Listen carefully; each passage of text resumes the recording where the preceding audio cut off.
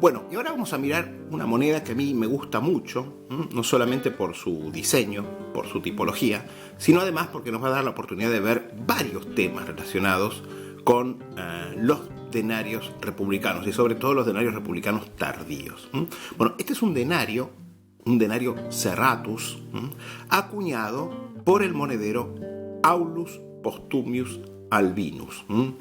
Aulus Postumius Albinus, que en esto todos los autores coinciden, fue monedero en el año 81 a.C. Acá Crawford pone esa fecha y Harlan coincide con esa fechación. Acá no hay disputa, podríamos decir. Bueno, por lo menos no en este tema. Y fíjense que esta moneda nos va a permitir mirar un tema que es importante para que ustedes aprendan a leer y comprender los denarios republicanos, sobre todo los denarios republicanos tardíos. Fíjense que mirando la moneda por el reverso, empezando por el reverso, como les digo, es conveniente esto en la moneda republicana romana, vamos a tener una inscripción que comienza acá, en la esquina izquierda, con una letra A. A, que es la abreviatura de Aulus, que es el praenomen, el nombre de pila de este monedero. Es como te llamaban en tu casa. Y de los trianómina romanos, de los tres nombres que usaban los romanos, los tres nombres principales que usaban los romanos, era el que iba al principio, justamente. Por eso se llama praenomen, primer nombre.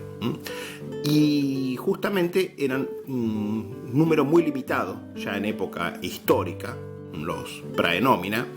Eran creo que 17 o 19, con lo cual directamente se abreviaban con una letra. A quiere decir siempre Aulus. Bueno, C quiere decir Gaius, L quiere decir Lucius, M quiere decir Marcus, Q quiere decir Quintus. Esos son los nombres más comunes y había un montón más, ¿no? Bueno, de Tiberius, etc. Bueno, luego la inscripción sigue en el exergo. Y ahora vamos a ver una cosa, que en el exergo tenemos post, pero ven que hay luego un punto, luego una A, luego un punto y una F. Bueno, porque este monedero no solamente usa sus trianómina, sino que además usa el patronímico, que esto es lo que me interesaba explicarles con esta moneda. El patronímico es incluir el nombre del padre.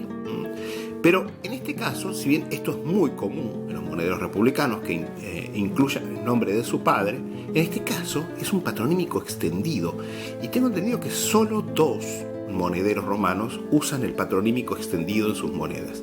En este caso, obviamente el patronímico extendido es mencionar también al abuelo.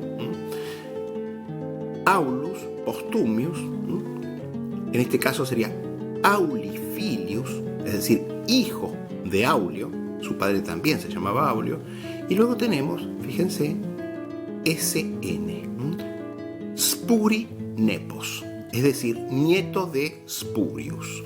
¿Y por qué Aulus Postumius Albinus cita a su abuelo? Bueno, porque probablemente su abuelo era alguien muy importante, obviamente. Y como yo ya les dije, los monederos, a través de la tipología de sus monedas y también del uso de estos patronímicos, etc., trataban siempre de relacionarse positivamente con ancestros.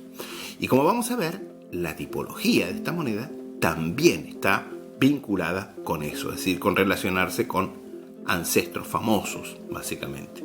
Digamos también que los cognomina, que es lo que aparece en última instancia en el nombre del monedero, en este caso Albinus, los cognomina eran apodos, pero que generalmente, en la mayoría de los casos, eran apodos no que le ponía los amigos o la gente que lo conocía, sino apodos oficiales, apodos que se ponían dentro de la familia y que además, en algunas familias, ciertos apodos, como era el caso de el apodo Albinus en la familia Postumia, en la gens Postumia, eran especialmente usados, eran especialmente comunes, al punto que se creaban incluso como subfamilias o ramas de la familia, como por ejemplo los Cornelios Escipiones, los Postumios Albinos, etcétera, etcétera, ¿entienden? Bueno, en otros casos no. Quíquero, por ejemplo, era un apodo y nada más, digamos. Pero Caesar, por ejemplo, era un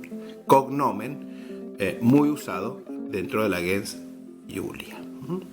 Bueno, ¿y quién ¿qué es la figura que tenemos en el reverso? Bueno, vemos una figura togada. Claramente es la representación de un magistrado, de un personaje de alta dignidad, que aparece entre un águila legionaria y un fascio, que era el hacha, el arma ceremonial de los lictores, que eran los acompañantes de los magistrados romanos. Y este hombre claramente es un magistrado. Muy bien, ¿quién es este personaje? Bueno, lo más probable es que este personaje sea también un individuo llamado Aulus Postumius, que fue un ancestro de este monedero llamado también Aulus Postumius Albinus. Bueno, este Aulus Postumius, ancestro, fue pretor en el año 180 a.C., luego fue propretor, un cargo que en esa época equivalía a gobernador de alguna provincia, y fue enviado justamente como gobernador a la provincia de Hispania Ulterior. Allí, justamente, Aulo Postumio derrotó los lusitanos y a una tribu llamada los Vacaei, que probablemente eran celtas y que habían emigrado desde la Galia.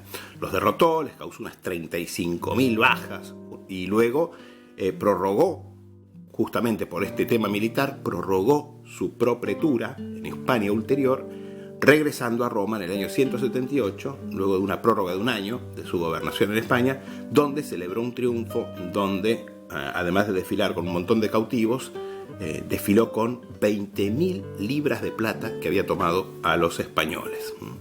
Bueno, o sea que claramente, entonces, fíjense, el fascio hace referencia a su éxito político en su carrera política y el águila legionaria al éxito en la carrera militar de este ancestro.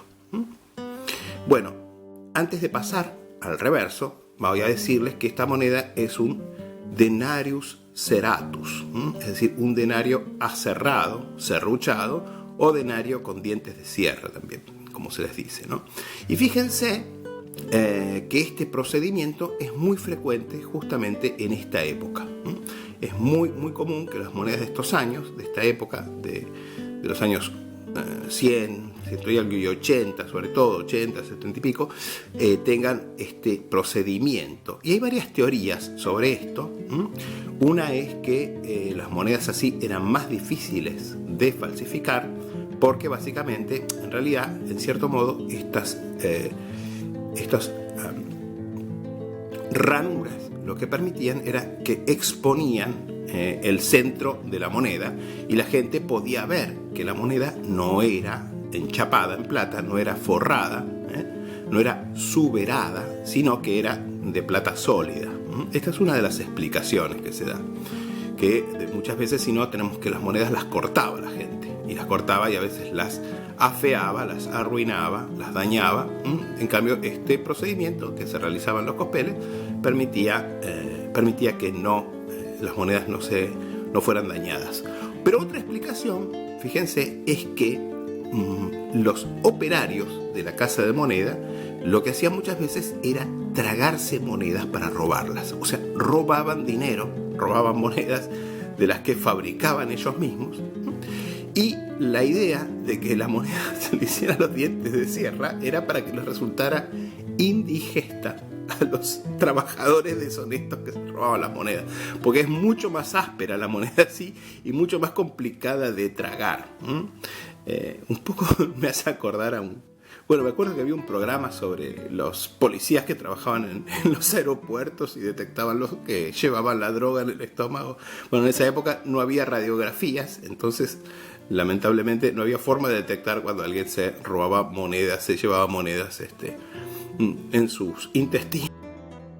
Y ahora vamos a pasar al anverso de esta moneda. Y fíjense qué anverso atractivo que tiene esta moneda.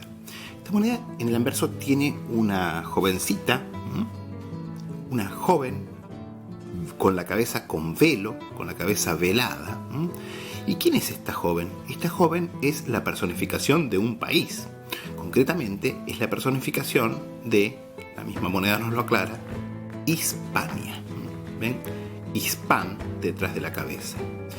De manera que, claramente, la moneda sigue haciendo alusión a los hechos gloriosos de este Aulo Postumio. concretamente. Y me encanta cómo Hispania aquí es representada como una españolita, podríamos decir, muy hermosa, con una belleza natural, podríamos decir, altiva, desafiante, rebelde, como eran precisamente los pueblos prerromanos de la Hispania, ¿no? Tiene un encanto especial esta belleza salvaje, podríamos decir, porque un poco responde al estereotipo que los extranjeros tenemos de la mujer española, ¿no? Un poco como de mujeres temperamentales, ¿no? Como Carmen de Bizet, por ejemplo. Bueno, es un anverso especialmente atractivo para mí. Ahora bien, ¿por qué Aulo Postumio, el monedero, hace referencia a este ancestro, Aulo Postumio, pretor en 180 a.C.? Bueno, porque justamente Harlan dice que esto se da porque justamente en esta época se da en España la revuelta de Sertorio, que tenía mucho apoyo entre los lusitanos y que obviamente daba refugio a muchos de los fugitivos que habían apoyado a Mario. Recuerden que estamos a fines del año 82, Sila derrota justamente a los del partido de Mario, mueren los dos cónsules, de hecho se nombra un interrex, y Aulo Postumio claramente es uno de los funcionarios, de estos jóvenes funcionarios, que emprende el cursus honorum bajo la nueva constitución del dictador de Sila, porque Sila en el año 81, a comienzo del 81, va a ser electo dictador perpetuo, ¿no? Es decir, dictador sin límite de tiempo hasta que termine de arreglar las cosas, con lo cual, se reorganiza todo el cursus honorum, etc. Y Aulo Postumio Albino, este monedero, debe haber sido uno de los personajes que ambiciosamente quiso iniciar su carrera en el nuevo orden de las cosas, podríamos decir. Así que claramente la elección de la tipología de esta moneda, el ancestro Aulo Postumio. De hecho, la elección de esta tipología, la tipología española y los ancestros, Spurius, el abuelo, Spurius Postumius, fue cónsul en el año 110 a.C., de ahí a que es mencionado en esta moneda, porque fue un personaje muy importante, e incluso, obviamente, además, incluso fíjense que un tío de este Aulo Postumio monedero fue también cónsul en el año 99. Con lo cual, ven que es una moneda que mira al pasado, pero también, según Harlan al menos, mira al presente, en el sentido que hace referencia justamente a los hechos que estaban aconteciendo en el mismo momento en que fue acuñada la moneda.